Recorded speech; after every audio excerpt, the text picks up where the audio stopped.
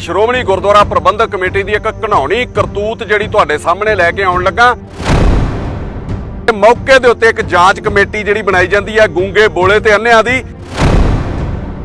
ਗੋਂਦਵਾਲ ਸਾਹਿਬ ਜਾ ਕੇ ਉੱਥੇ ਜਿਹੜੇ ਸਰੂਪ ਨੇ ਉਹਨਾਂ ਦਾ ਸੰਸਕਾਰ ਕਰਨ ਜਾਂਦੇ ਨੇ। ਕੋਈ ਕਹਿੰਦਾ 9 ਸੀਗੇ, ਕੋਈ ਕਹਿੰਦਾ 5 ਸੀਗੇ, ਕੋਈ ਕਹਿੰਦਾ 80 ਸੀਗੇ। ਕੀ ਇਹ ਬੇਅਦਬੀ ਨਹੀਂ ਸੀ? ਕੀ ਉਹ ਕਿਤਾਬਾਂ ਸੀਗੀਆਂ? ਅੱਜ ਮੈਂ ਬਾਦਲਾਂ ਦੀ ਤੇ ਉਹਨਾਂ ਦੀ ਪ੍ਰਾਈਵੇਟ ਏਜੰਸੀ ਸ਼੍ਰੋਮਣੀ ਗੁਰਦੁਆਰਾ ਪ੍ਰਬੰਧਕ ਕਮੇਟੀ ਦੀ ਇੱਕ ਘਿਨਾਉਣੀ ਕਰਤੂਤ ਜਿਹੜੀ ਤੁਹਾਡੇ ਸਾਹਮਣੇ ਲੈ ਕੇ ਆਉਣ ਲੱਗਾ ਕਿ 18-19 ਮਈ 2016 ਦੀ ਰਾਤ ਨੂੰ ਸ੍ਰੀ ਗੁਰੂ ਗ੍ਰੰਥ ਸਾਹਿਬ ਭਵਨ ਦੇ ਵਿੱਚ ਅੱਗ ਲੱਗ ਜਾਂਦੀ ਹੈ। ਉੱਥੇ ਸਵੇਰੇ ਤੜਕੇ ਫਾਇਰ ਬ੍ਰਿਗੇਡ ਦੀਆਂ ਜਿਹੜੀਆਂ ਗੱਡੀਆਂ ਵੀ ਆਉਂਦੀਆਂ ਤੇ ਪੁਲਿਸ ਵਾਲੇ ਵੀ ਆਉਂਦੇ ਆ, ਜਿਨ੍ਹਾਂ ਦੇ ਵਿੱਚ ਇੰਸਪੈਕਟਰ ਅਮਰੀਕ ਸਿੰਘ ਤੇ ਡੀਐਸਪੀ ਪ੍ਰਭਜੋਤ ਨੇ ਜਿਹੜੇ ਉੱਥੇ ਆਉਂਦੇ ਨੇ, ਪਰ ਉਹਨਾਂ ਨੂੰ ਕਿਸੇ ਨੂੰ ਅੰਦਰ ਹੀ ਨਹੀਂ ਜਾਣ ਦਿੱਤਾ ਜਾਂਦਾ। ਇਹ ਗੱਲ ਉਹ ਦੋਵੇਂ ਪੁਲਿਸ ਵਾਲੇ ਅੱਜ ਵੀ ਮੰਨਦੇ ਨੇ ਕਿ ਸਾਨੂੰ ਦੇਖਣ ਹੀ ਨਹੀਂ ਦਿੱਤਾ ਗਿਆ। ਤੇ ਸਵੇਰੇ ਪ੍ਰੈਸ ਬਰੀਫਿੰਗ ਕਰਦੀ ਹੈ ਸ਼੍ਰੋਮਣੀ ਗੁਰਦੁਆਰਾ ਪ੍ਰਬੰਧਕ ਕਮੇਟੀ ਕਿ ਬਹੁਤਾ ਨੁਕਸਾਨ ਨਹੀਂ ਹੋਇਆ। 5 ਜਿਹੜੇ ਸਾਡੇ ਸਰੂਪ ਨੇ ਉਹ ਅਗਨ ਭੇਟ ਹੋਏ ਨੇ ਤੇ 9 ਜਿਹੜੇ ਨੁਕਸਾਨੇ ਗਏ ਨੇ। ਇਹ ਖਬਰਾਂ ਵੀ ਲੱਗਦੀਆਂ ਅਗਲੇ ਦਿਨ ਤੇ ਮੌਕੇ ਦੇ ਉੱਤੇ ਇੱਕ ਜਾਂਚ ਕਮੇਟੀ ਜਿਹੜੀ ਬਣਾਈ ਜਾਂਦੀ ਹੈ ਗੂੰਗੇ ਬੋਲੇ ਤੇ ਅੰਨਿਆਂ ਦੀ, ਜਿਹਦੇ ਵਿੱਚ ਕੇਵਲ ਸਿੰਘ ਬਾਦਲ, ਰਘੂਜੀਤ ਵਿਰਕ, ਸੁਖਦੇਵ ਸਿੰਘ ਭੌਰ, ਰਜਿੰਦਰ ਸਿੰਘ ਮਹਿਤਾ, ਬਲਵਿੰਦਰ ਸਿੰਘ ਜੌੜਾ ਤੇ ਡਾਕਟਰ ਰੂਪ ਸਿੰਘ ਹੁੰਦੇ ਨੇ। 19 ਮਈ ਨੂੰ ਕਮੇਟੀ ਦੇ ਮੈਂਬਰ ਗੋਂਦਵਾਲ ਸਾਹਿਬ ਜਾ ਕੇ ਉੱਥੇ ਜਿਹੜੇ ਸਰੂਪ ਨੇ ਉਹਨਾਂ ਦਾ ਸੰਸਕਾਰ ਕਰਨ ਜਾਂਦੇ ਨੇ। ਕੋਈ ਕਹਿੰਦਾ 9 ਸੀਗੇ, ਕੋਈ ਕਹਿੰਦਾ 5 ਸੀਗੇ, ਕੋਈ ਕਹਿੰਦਾ 80 ਸੀਗੇ।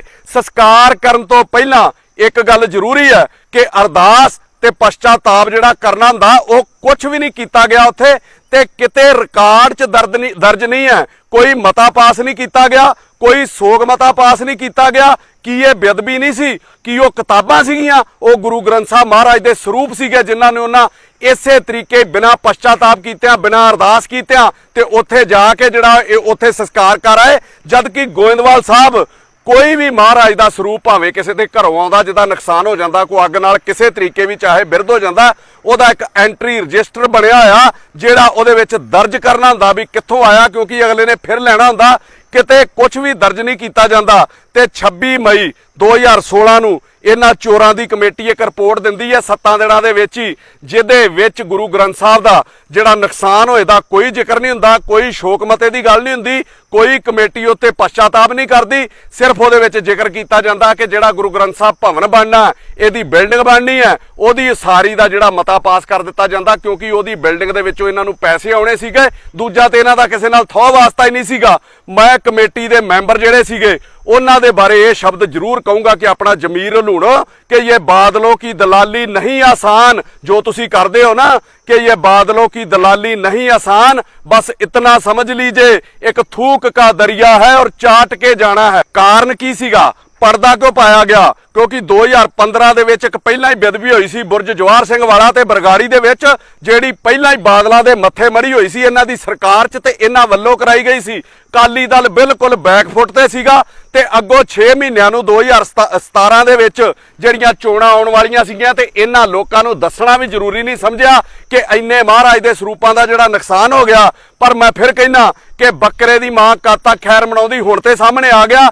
ਇਹ ਤੀ ਸੀ 14 ਸਰੂਪਾਂ ਦੇ 14 ਜਿਹੜੇ ਗੁਰੂ ਮਹਾਰਾਜ ਦੇ ਸਰੂਪ ਸੀਗੇ ਉਹਨਾਂ ਦੀ ਗੱਲ, ਜਿਹੜੀ ਇਹ ਮੰਨ ਰਹੇ ਆ ਕਿ ਅਗਨ ਭੇਟ ਹੋ ਗਏ। ਹੁਣ ਜੋ ਸਾਹਮਣੇ ਆਇਆ 14 ਤੋਂ ਬਾਅਦ 14 ਨਹੀਂ 253 ਸਰੂਪ ਗੁਰੂ ਮਹਾਰਾਜ ਦੇ ਹੋਰ ਚੋਰੀ ਹੋ ਗਏ 2016 ਤੋਂ ਲੈ ਕੇ ਹੁਣ ਤੱਕ, ਜਿਸ ਦੀ ਐਸਜੀਪੀਸੀ ਨੇ ਹੁਣ ਤੱਕ ਸੁਖਬੀਰ ਦੇ ਕਹਿਣ ਦੇ ਉੱਤੇ ਕੋਈ ਕਾਰਵਾਈ ਨਹੀਂ ਕੀਤੀ, ਨਾ ਕੋਈ ਪੁਲਿਸ ਕੰਪਲੇਂਟ ਕੀਤੀ। ਇਹ ਸਾਹਮਣੇ ਕਿਸ ਤਰ੍ਹਾਂ ਆਇਆ ਕਿ ਸ਼੍ਰੋਮਣੀ ਕਮੇਟੀ ਦਾ ਇੱਕ ਜਿਹੜਾ ਸੁਪਰਵਾਈਜ਼ਰ ਆ ਜਿਹਦੀ ਉੱਥੇ ਡਿਊਟੀ ਸੀਗੀ ਉਸ ਗੁਰੂ ਗ੍ਰੰਥ ਸਾਹਿਬ ਭਵਨ ਦੇ ਵਿੱਚ, ਉਹ ਹੁਣ ਰਿਟਾਇਰ ਹੋਇਆ 31 ਮਈ ਨੂੰ ਜਦੋਂ ਉਹਨੇ ਚਾਰਜ ਛੱਡਿਆ ਤੇ ਕਮਲਜੀਤ ਤੋਂ ਸੁਖਬੀਰ ਦੇ ਜ਼ੁਬਾਨੀ ਹੁਕਮਾਂ ਤੇ ਜਿਹੜੇ ਪੁਰਾਣੇ ਗੁਰੂ ਮਹਾਰਾਜ ਦੇ ਸਰੂਪ ਚੋਰੀ ਕੀਤੇ ਗਏ ਤੇ ਖੁਰਦਬੁਰਦ ਕੀਤੇ ਗਏ ਉਹਨਾਂ ਤੇ ਪਰਦਾ ਪਾਉਣ ਲਈ ਉਹਦੇ ਕੋਲ ਲਿਖਾ ਲਿਆ ਜਾਂਦਾ ਹੈ ਕਿ ਗੁਰੂ ਮਹਾਰਾਜ ਦੇ ਜਿਹੜੇ ਕੁੱਲ 267 ਸਰੂਪ ਘੱਟ ਆ ਜਿਨ੍ਹਾਂ ਦੇ ਪੈਸੇ ਮੇਰੇ ਫੰਡ ਚੋਂ ਕੱਟ ਲਏ ਜਾਣ। ਇਹਦੇ ਵਿਰੁੱਧ ਉਹ ਬੰਦੇ ਕੋਲ ਜ਼ਬਰਦਸਤੀ ਲਿਖਾਇਆ ਜਾਂਦਾ। ਇਹਦੇ ਵਿਰੋਧ ਦੇ ਵਿੱਚ ਉਹ ਪ੍ਰਧਾਨ ਐਸਜੀਪੀਸੀ ਨੂੰ ਚਿੱਠੀ ਲਿਖਦਾ ਕਿ ਗਾਇਬ ਕੀਤੇ ਇਹਨਾਂ 3 ਸਾਲਾਂ 'ਚ ਜਿਹੜੇ ਸਰੂਪ ਗਾਇਬ ਹੋਏ ਆ ਪੌਣੇ 300 ਦੇ ਕਰੀਬ, ਉਹ ਮੇਰੇ ਜਿੰਮੇ ਮੜੇ ਜਾ ਰਹੇ ਆ, ਜਦਕਿ ਮੇਰਾ ਤੇ ਇਹਦੇ ਵਿੱਚ ਕਸੂਰ ਹੀ ਕੋਈ ਨਹੀਂਗਾ। ਉਸ ਤੋਂ ਬਾਅਦ ਉਹ ਫਿਰ ਪੁਲਿਸ ਕਮਿਸ਼ਨਰ ਨੂੰ ਇੱਕ ਕੰਪਲੇਂਟ ਕਰਕੇ ਆਉਂਦਾ ਔਰ ਸਾਰਿਆਂ ਦੇ ਨਾਂ ਦੱਸ ਕੇ ਆਉਂਦਾ ਕਿ ਕਿਹਦੀ ਦੇਖ ਰੇਖ 'ਚ ਗਾਇਬ ਹੋਏ ਔਰ ਕਿਵੇਂ ਜਿਹੜੀ ਸਾਰੀ ਘਟਨਾ ਵਾਪਰੀ ਹੈ। ਸਵਾਲ ਇਹ ਹੈ ਜੇ ਤੁਹਾਨੂੰ ਪਤਾ ਲੱਗ ਗਿਆ ਕਿ ਗੁਰੂ ਮਹਾਰਾਜ ਦੇ 267 ਸਰੂਪ ਘੱਟ ਆ ਤੇ ਉਸ ਬੰਦੇ ਕੋਲੋਂ ਪੈਸੇ ਮੰਗਣ ਦੀ ਬਜਾਏ ਤੁਸੀਂ ਪੁਲਿਸ ਕੰਪਲੇਂਟ ਕਿਉਂ ਨਹੀਂ ਕੀਤੀ, ਜਦ ਕਿ ਪੰਜਾਬ ਸਰਕਾਰ ਵਿਧਾਨ ਸਭਾ ਦੇ ਵਿੱਚ ਮਤਾ ਪਾਸ ਕਰ ਚੁੱਕੀ ਆ, ਇਹ ਕਾਨੂੰਨ ਲੈ ਕੇ ਆ ਚੁੱਕੀ ਹੈ ਕਿ ਸ੍ਰੀ ਗੁਰੂ ਗ੍ਰੰਥ ਸਾਹਿਬ ਨੂੰ ਲਾਈਵ ਪਰਸਨ ਮੰਨਿਆ ਜਾਂਦਾ ਹੈ। ਫਿਰ ਪਰਚਾ ਕਿਉਂ ਨਹੀਂ ਦਰਜ ਕੀਤਾ ਗਿਆ? 267 ਸਰੂਪ ਜਿਹੜੇ ਉੱਥੋਂ ਮਿਸਿੰਗ ਆ, ਤੇ ਜੇ ਪੈਸੇ ਜਾਂ ਭੇਟਾਂ ਜਮ੍ਹਾਂ ਕਰਾਉਣ ਦੇ ਨਾਲ ਹੀ ਗੁਰੂ ਗ੍ਰੰਥ ਸਾਹਿਬ ਦਾ ਘਾਟਾ ਪੂਰਾ ਹੋ ਸਕਦਾ, ਫਿਰ ਸਾਰੇ ਪੰਜਾਬ ਦੇ ਵਿੱਚ ਅੱਗ ਲਾਉਣ ਦੀ ਕੀ ਲੋੜ ਸੀਗੀ? ਬੁਰਜ ਜਵਾਹਰ ਸਿੰਘ ਵਾਲਾ ਤੇ ਬਰਗਾੜੀ ਚ ਹੋਈ ਬੇਅਦਬੀ ਦੇ ਵੀ ਪੈਸੇ ਜਮ੍ਹਾਂ ਕਰਾ ਲੈਂਦੇ, ਮੁਕਾ ਲੈਂਦੇ 2100 ਭੇਟਾਂ ਲੈ ਕੇ, ਕਿਉਂ ਸਾਰੇ ਪੰਜਾਬ ਦੇ ਵਿੱਚ 1 ਮਹੀਨਾ ਤੁਸੀਂ ਲਾਂਬੂ ਲੱਗਣ ਦਿੱਤਾ?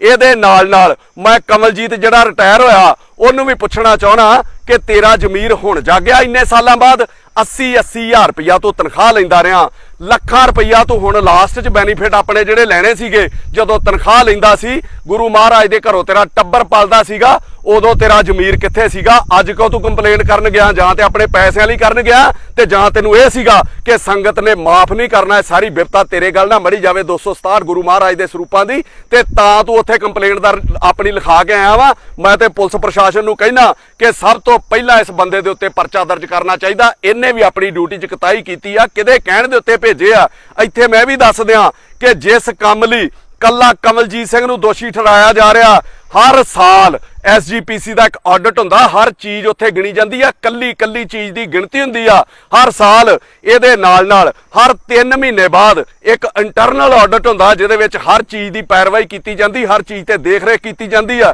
ਤੇ ਜਿਸ ਨੂੰ ਸੁਖਬੀਰ ਬਾਦਲ ਦਾ CA, ਜਿਹਨੂੰ ਕੋਹਲੀ ਕਹਿੰਦੇ ਆ, ਮੈਂ ਤੇ ਉਹਨੂੰ ਕੌਲੀ ਚੱਟ ਕਹੂੰਗਾ, ਜਿਹੜਾ ਉਹਦੀ ਟਰਾਂਸਪੋਰਟ ਵੀ ਵੇਖਦਾ, ਉਹਦੇ ਹੋਟਲਾਂ ਦਾ ਵੀ ਆਡਿਟ ਕਰਦਾ ਸਾਰਾ, ਉਹਦੇ ਕਹਿਣ ਦੇ ਉੱਤੇ ਕੀਤਾ ਜਾਂਦਾ ਵਾ। ਤੇ ਜੇ ਸੁਖਬੀਰ ਇਨਵੋਲਵ ਨਹੀਂ ਸੀਗਾ ਇਸ ਘਟਨਾ ਦੇ ਵਿੱਚ, ਗੁਰੂ ਮਹਾਰਾਜ ਦੇ ਸਰੂਪ ਗਾਇਬ ਕਰਨ ਦੇ ਵਿੱਚ, ਤੇ ਫਿਰ 4 ਸਾਲ 'ਚ ਇਸ ਕਮਲਜੀਤ ਦੇ ਉੱਤੇ ਕਾਰਵਾਈ ਕਿਉਂ ਨਹੀਂ ਕੀਤੀ ਗਈ? ਇਹ ਗੱਲ ਕਮਲਜੀਤ ਨੇ ਖੁਦ ਕਬੂਲੀ ਆਪਣੀਆਂ ਕੰਪਲੇਂਟਸ ਦੇ ਵਿੱਚ, ਜਿਹੜੀ ਉਹਨੇ ਪ੍ਰਧਾਨ ਨੂੰ ਵੀ ਲਿਖੀ ਆ ਤੇ ਪੁਲਿਸ ਕਮਿਸ਼ਨਰ ਨੂੰ ਵੀ ਲਿਖੀ ਆ, ਕਿ ਜੇ ਮੈਂ ਕਸੂਰਵਾਰ ਸੀਗਾ ਫਿਰ ਤੇ ਮੈਂ ਛੋਟਾ ਜਿਹਾ ਪਿਆਦਾ ਸੀਗਾ, ਮੇਰੇ ਉੱਤੇ ਉਦੋਂ ਹੀ ਕਾਰਵਾਈ ਕਰ ਦਿੰਦੇ, ਮੇਰੇ ਤੇ ਕਾਰਵਾਈ ਕਿਉਂ ਨਹੀਂ ਕੀਤੀ ਗਈ? ਕਿਉਂਕਿ ਇਹ ਲੋਕ ਵਿੱਚ ਇਨਵੋਲਵ ਨੇ। ਮਜ਼ੇਦਾਰ ਗੱਲ ਵੇਖੋ ਤੁਸੀਂ, 267 ਦਾ ਆਰਡਰ ਤੇ ਛੱਡੋ, ਜਿਹੜੇ 267 ਗੁਰੂ ਮਹਾਰਾਜ ਦੇ ਸਰੂਪ ਚੋਰੀ ਹੋਏ ਆ, ਜਿਹੜੇ ਇਹ ਮੰਨਣ ਡਏ ਆ ਕਿ 14 ਨੂੰ ਅੱਗ ਲੱਗੀ ਸੀ, ਆਪਣੇ ਵੋਟ ਬੈਂਕ ਤੇ ਆਪਣਾ ਅਕਸ ਠੀਕ ਕਰਨ ਲਈ, ਆਪਣਾ ਅਕਸ ਬਚਾਉਣ ਲਈ, ਉਹ 14 ਵੀ ਅੱਜ ਤੱਕ ਕਿਸੇ ਆਡਿਟ ਰਿਪੋਰਟ ਦੇ ਵਿੱਚ ਨਹੀਂ ਲਿਆਂਦੇ ਗਏ, ਉਹਨਾਂ ਦੀ ਗਿਣਤੀ ਕਿਤੇ ਨਹੀਂ ਪਾਈ ਗਈ।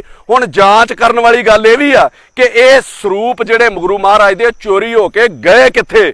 ਆਮ ਬੰਦਾ ਉਹਨੇ ਗੁਰੂ ਮਹਾਰਾਜ ਦਾ ਸਰੂਪ ਲੈਣਾ ਹੋਵੇ ਨਾ, ਜੇ ਉਹ ਮਰਿਆਦਾ ਦੇ ਨਾਲ ਲੈਣਾ ਹੋਵੇ ਮਰਿਆਦਾ ਅਨੁਸਾਰ, ਤੇ ਉਹ ਉੱਥੇ ਅਰਜੀ ਦੇ ਕੇ ਜੋ ਭੇਟਾ ਵਾ ਉਹ ਦੇ ਕੇ ਆਪਣੇ ਘਰ ਲੈ ਕੇ ਜਾ ਸਕਦਾ। SGPC ਮੈਂਬਰ ਕੋ ਉੱਥੇ ਉਹਦੇ ਉੱਤੇ ਰਿਕਮੈਂਡ ਕਰਾ ਕੇ ਉਹਨੂੰ ਤੇ ਵੈਸੇ ਹੀ ਮਿਲ ਸਕਦਾ, ਉਹਨੂੰ ਚੋਰੀ ਕਰਾਉਣ ਦੀ ਕੀ ਲੋੜ ਆ? ਸੁਭਾਵਕ ਆ ਕਿ ਇਹ ਜਿਹੜੇ ਸਰੂਪ ਆ ਉਹਨਾਂ ਲੋਕਾਂ ਤੱਕ ਗਏ ਜਿਹੜੇ ਮਰਿਆਦਾ ਨਾ ਰੱਖਦੇ ਹੋਣ ਤੇ ਜਿਨ੍ਹਾਂ ਨੂੰ ਇਹ ਮਿਲ ਨਾ ਰਹੇ ਹੋਣ, ਜਿਹਦਾ ਖੁਲਾਸਾ ਕੱਲ ਮੇਰਾ ਖਿਆਲ ਸਾਰ ਸੁਖਦੇਵ ਸਿੰਘ ਭੌਰ ਹੋਣਾ ਵੀ ਇੱਕ ਆਪਣੀ ਵੀਡੀਓ ਦੇ ਵਿੱਚ ਕੀਤਾ। ਉਹਨਾਂ ਨੇ ਕਿਹਾ ਕਿ ਮੇਰੇ ਹਲਕੇ 'ਚ ਇੱਕ ਡੇਰਾ, ਉਹਨਾਂ ਨੇ 40 ਸਰੂਪ ਜਿਹੜੇ ਗੁਰੂ ਮਹਾਰਾਜ ਦੇ ਮੰਗੇ ਸੀਗੇ, ਤੇ ਮੈਂ ਉਹਨਾਂ ਨੂੰ ਮਨਾ ਕਰ ਦਿੱਤਾ ਸੀਗਾ, ਮੈਂ ਰਿਕਮੈਂਡ ਨਹੀਂ ਸੀ ਕੀਤਾ ਕਿ ਮਰਿਆਦਾ ਠੀਕ ਨਹੀਂ ਹੈਗੀ ਇਹਨਾਂ ਦੀ, ਪਰ ਮੇਰੇ ਕਹਿਣ ਦੇ ਬਾਵਜੂਦ ਵੀ, ਮਨਾ ਕਰਨ ਦੇ ਬਾਵਜੂਦ ਵੀ ਇਹਨਾਂ ਨੂੰ 40 ਗੁਰੂ ਮਹਾਰਾਜ ਦੇ ਸਰੂਪ ਸੁਖਬੀਰ ਬਾਦਲ ਦੇ ਕਹਿਣ ਤੇ ਸਿੱਧੇ ਤੌਰ ਦੇ ਉੱਤੇ ਭੇਜ ਦਿੱਤੇ ਗਏ। ਤੇ ਇਹਦੇ ਨਾਲ 267 ਚੋਂ 40 ਤੇ ਹੋ ਗਏ, ਬਾਕੀ ਕਿਹੜੇ ਡੇਰਿਆਂ ਤੇ ਗਏ, ਕਿੰਨਾ ਲੋਕਾਂ ਨੂੰ ਮਿਲੇ, ਕਿੰਨੇ ਉਹਦੀ ਵਰਤੋਂ ਕੀਤੀ ਜਾਂ ਉਹਦੀ ਕੋਈ ਦੁਰਵਰਤੋਂ ਕਰ ਰਿਹਾ। ਕਿਉਂਕਿ ਡੇਰੇ ਸਿਰਸੇ ਵਾਲੇ ਨੂੰ ਵੀ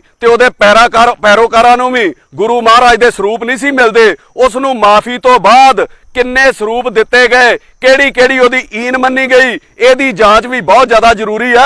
ਇੱਥੇ ਮੈਂ ਕੈਪਟਨ ਅਮਰਿੰਦਰ ਸਿੰਘ ਹੋਣਾ ਨੂੰ ਵੀ ਕਹਿਣਾ ਕਿ ਬੁਰਜ ਜਵਾਹਰ ਸਿੰਘ ਤੇ ਬਰਗਾੜੀ 2 ਸਰੂਪਾਂ ਦੀ ਗੁਰੂ ਮਹਾਰਾਜ ਦੀ ਬੇਅਦਬੀ ਹੋਈ ਸੀ, ਬੇਅਦਬੀ ਦਾ ਮਸਲਾ ਸੀਗਾ ਜੋ ਅਜੇ ਤੱਕ ਲਮਕ ਰਿਹਾ। ਇੱਥੇ 300 ਦੇ ਕਰੀਬ ਜਿਹੜੇ ਸਰੂਪ ਗਾਇਬ ਹੋ ਗਏ ਆ, 267 ਸਰੂਪ, ਉਹਨਾਂ ਦਾ ਪਰਚਾ ਕਦੋਂ ਦਿਓਗੇ? ਸੁਖਬੀਰ, ਮੈਂ ਤੈਨੂੰ ਕਹਿਣਾ ਚਾਹੁੰਦਾ ਕਿ ਆਪਣੀ ਹੋਸ਼ ਦੀ ਸਾਰੀ ਸਿਆਸਤ ਤੂੰ 84 ਦੇ ਦੰਗਿਆਂ ਤੇ ਆ ਜਿਹੜੀ ਮੁੰਡਿਆਂ ਦੀ ਨਸਲਕੁਸ਼ੀ ਹੋਈ ਆ, ਪੁਲਿਸ ਨੂੰ ਬੁੱਚੜ ਕਹਿ ਕੇ ਪੁਲਿਸ ਦੇ ਨਾਂ ਤੇ ਵੀ ਇਹ ਲਾਸ਼ਾਂ ਖੁਰਦ-ਬੁਰਦ ਕਰਦੀ ਰਹੀ ਹੈ, ਬੁੱਚੜਿਆ, ਇਹਦੇ ਨਾਂ ਦੇ ਉੱਤੇ ਤੂੰ ਸਾਰੀ ਸਿਆਸਤ ਕੀਤੀ ਆ, ਤੂੰ ਤੇ ਤੇਰੇ ਪਿਓ ਨੇ।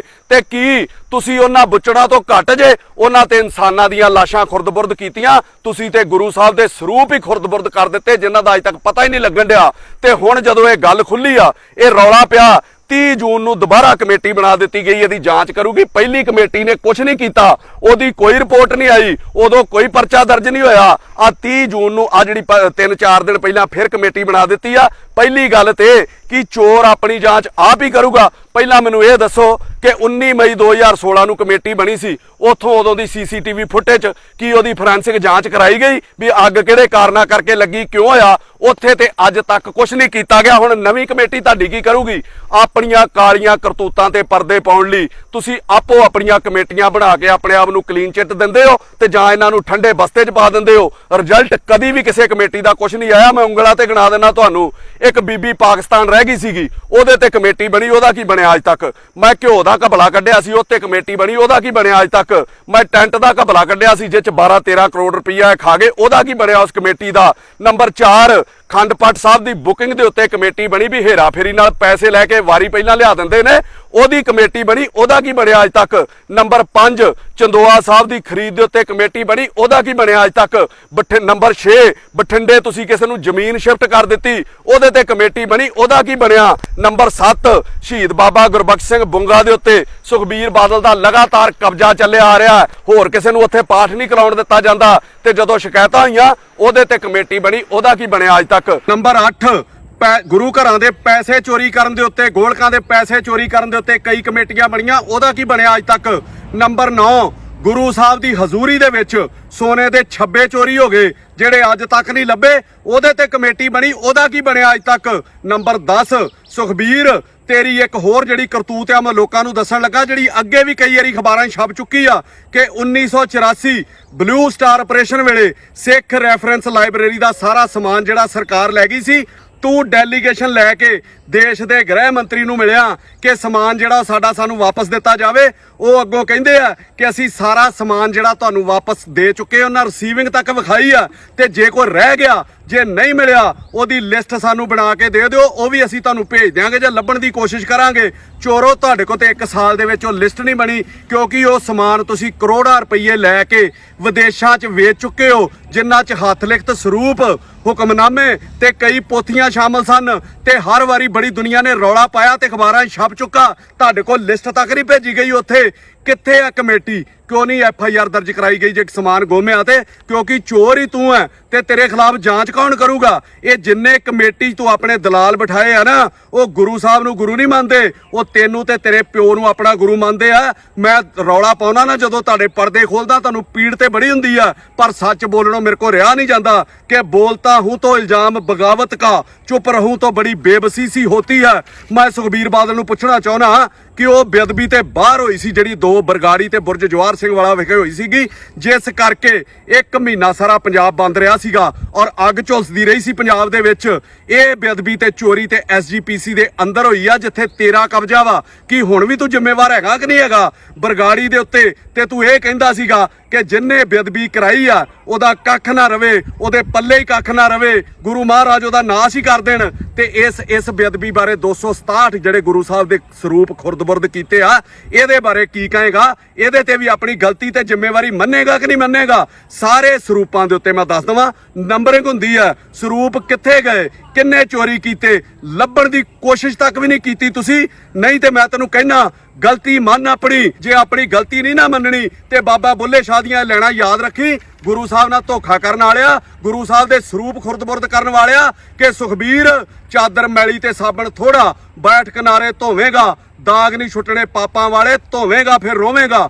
ਅਖੀਰ 'ਚ ਮੇਰੀ ਬੇਨਤੀ ਆ ਕੈਪਟਨ ਅਮਰਿੰਦਰ ਸਿੰਘ ਹੁਣਾਂ ਨੂੰ ਕਿ ਤੁਸੀਂ ਵਿਧਾਨ ਸਭਾ 'ਚ ਕਾਨੂੰਨ ਲੈ ਕੇ ਆਏ ਸੀਗੇ ਕਿ ਗੁਰੂ ਮਹਾਰਾਜ ਦੀ ਬੇਅਦਬੀ ਦੇ ਉੱਤੇ ਸਖਤ ਕਾਨੂੰਨ ਬਣਾਇਆ ਸੀਗਾ ਤੁਸੀਂ, ਉਹਦੇ ਉੱਤੇ ਇਹਨਾਂ ਦੇ ਉੱਤੇ ਪਰਚਾ ਦਰਜ ਕੀਤਾ ਜਾਵੇ। ਫਿਲਹਾਲ ਅਣਪਛਾਤੇ ਲੋਕਾਂ ਦੇ ਉੱਤੇ ਪਰਚਾ ਦਰਜ ਕੀਤਾ ਜਾਵੇ, ਜਿਹੜੇ ਵਿੱਚ ਆਈ ਜਾਣ ਉਹਨਾਂ ਨੂੰ ਲੈਂਦਾ ਜਾਵੇ।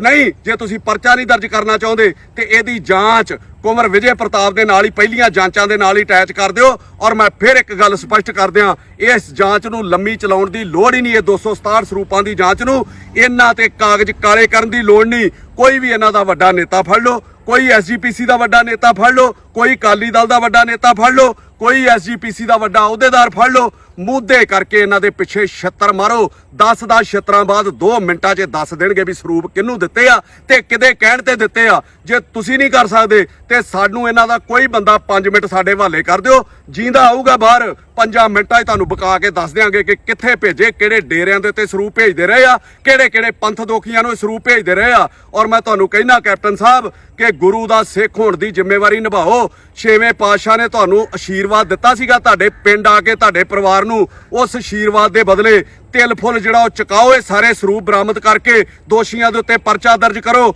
ਅਖੀਰ 'ਚ ਮੈਂ ਤੁਹਾਨੂੰ ਫਿਰ ਕਹਿਣਾ, ਜੇ ਤੁਹਾਡੀ ਨੀਅਤ ਹੋਵੇ ਕੈਪਟਨ ਸਾਹਿਬ ਤੇ 2 ਮਿੰਟ ਨਹੀਂ ਲਾਉਣੇ ਤੁਸੀਂ ਇਹਨਾਂ ਨੂੰ ਫੜਨ ਲੱਗਿਆ, ਤੇ ਜੇ ਨੀਅਤ ਹੋਣੀ ਨਹੀਂ ਤੇ ਫਿਰ ਜਿੱਦਾਂ ਬਾਈਬਲ ਤੇ ਬਰਗਾੜੀ ਦੀ ਜਾਂਚ 3 ਸਾਲਾਂ ਤੋਂ ਕਾਗਜ਼ਾਂ ਚੱਲੀ ਜਾਂਦੀ ਆ, ਇਹਦਾ ਵੀ ਕੁਝ ਨਹੀਂ ਬਣਨਾ। ਫਿਰ ਤੇ ਮੈਂ ਤੁਹਾਡੀ ਬਾਈਬਲ ਬਰਗਾੜੀ ਜਾਂਚ ਤੋਂ ਬਾਅਦ ਹੋਣ ਵਾਲੀ ਘਟਨਾ ਤੇ ਵੀ ਇਹੋ ਕਹਿਣ ਲਈ ਮਜਬੂਰ ਹੋਊਂਗਾ ਕਿ ਹमें खबर है लुटेरों के सब ठिकानों की, हमें खबर है लुटेरों के सब ठिकानों की, शरीके जुर्म ना होते तो मुखबरी करते।